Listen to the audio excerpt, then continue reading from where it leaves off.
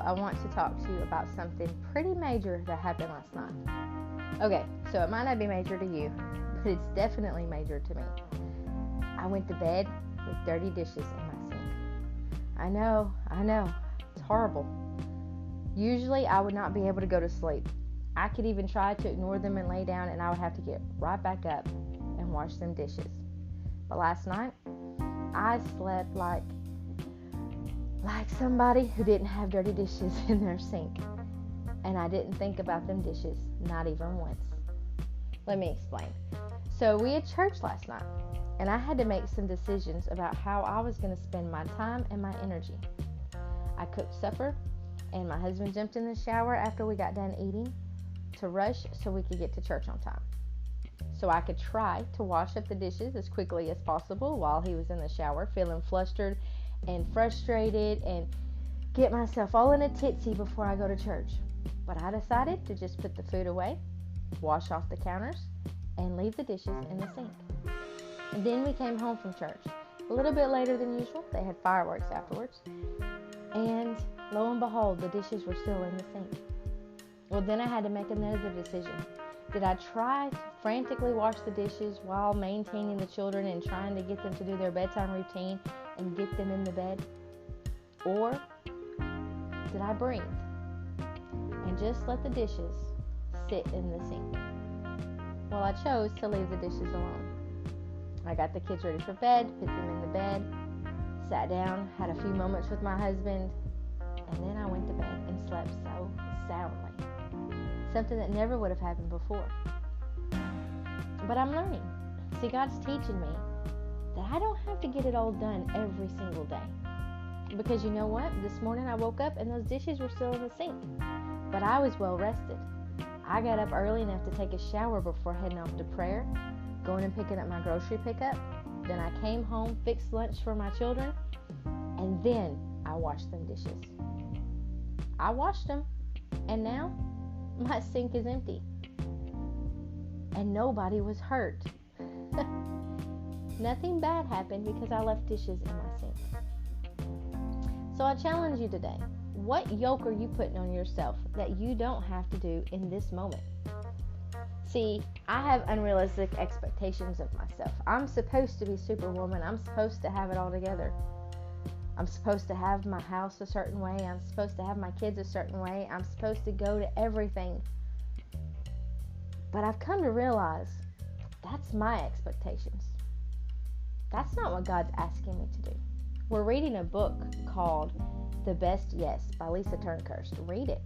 Absolutely, if you struggle in the area of when to say yes and when to say no. But yesterday was my small victory in telling myself no. I did not have to do the dishes yesterday. Because sometimes we need to realize what's more important. And realize that sometimes if we put it off till tomorrow, we'll have more energy to tackle it. Instead of trying to stretch ourselves so thin to get it all done. Because that's what I usually would do. Get myself past the point of fatigue, and then mommy turns into a grouchy mommy and an ill wife. And I don't want anyone talking to me or touching me or looking at me because I'm done past the point of what I can handle. But because Sydney thought she had to get it all done, I allow myself to turn into that person.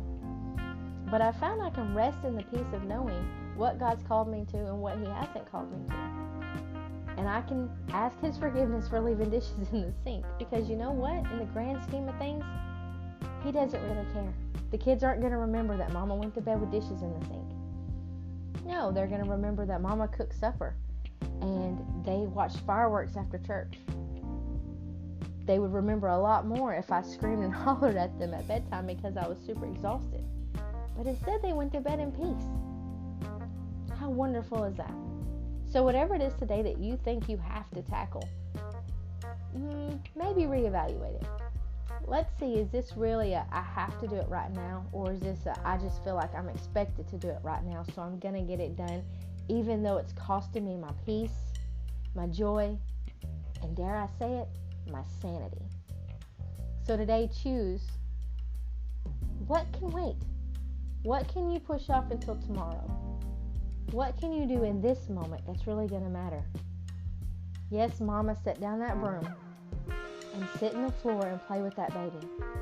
That's more important than sweeping in this moment, right?